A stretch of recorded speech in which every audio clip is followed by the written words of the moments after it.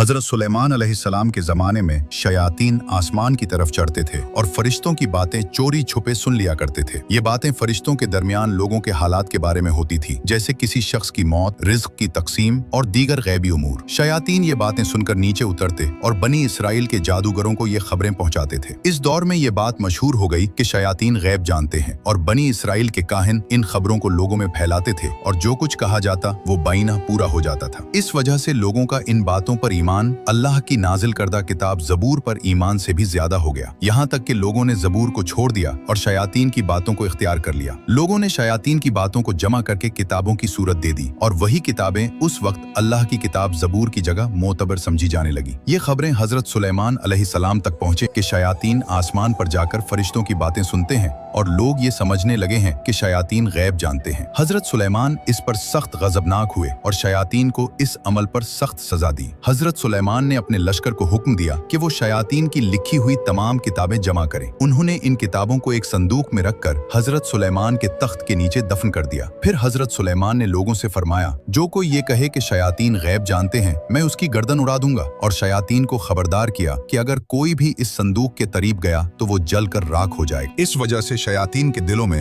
हजरत सुलेमान के खिलाफ शदीद बुग़्ज़, हसद और गुस्सा पैदा हो गया, क्योंकि अल्लाह ने हजरत सुलेमान को एक अजीम राज और ताकत अता फरमाई थी, जिससे वो जिन्नात और शयातीन को मुसख्खर करते, उन पर हुकूमत करते और उन्हें सजा देते थे। शयातीन हजरत सुलेमान की इताअत तो करते थे, मगर उनकी नबूवत पर ईमान नहीं रखते थे। वो सिर्फ इस खौफ से इताअत करते थे कि हजरत सुलेमान उन्हें कैद या अजाब दे सकते हैं। वक्त गुजरता गया, लोग और काहिन शयातीन की बातें भूलते चले गए, यहाँ तक कि हजरत सुलेमान का विसाल हो गया। उनके इंतकाल के कई साल बाद और नस्लों के बदलने के साथ वो उलमा भी कम होते गए जो जानते थे कि किताबें तख्त के नीचे दफन हैं। एक दिन बनी इसराइल के एक गिरोह के पास एक अजनबी शख्स आया जो दर हकीकत इंसान की शक्ल में एक शैतान था। उसने कहा, मेरे पास तुम्हारे लिए एक अजीम खजाना है, अगर तुम उसे हासिल कर लो तो दुनिया के सबसे ताकतवर लोग बन जाओगे। बनी इसराइल ने जवाब दिया, ये कैसा खजाना है जिसकी बात कर रहा है? शैतान मुस्कुराया और बोला, सुलेमान कोई नबी नहीं था बल्कि एक जादूगर था। वो जादू के जरिए तुम्हें धोखा देता था और उसे मोजज़ा बनाकर पेश करता था। लोग उसकी बातें गौर से सुनने लगे और पूछा,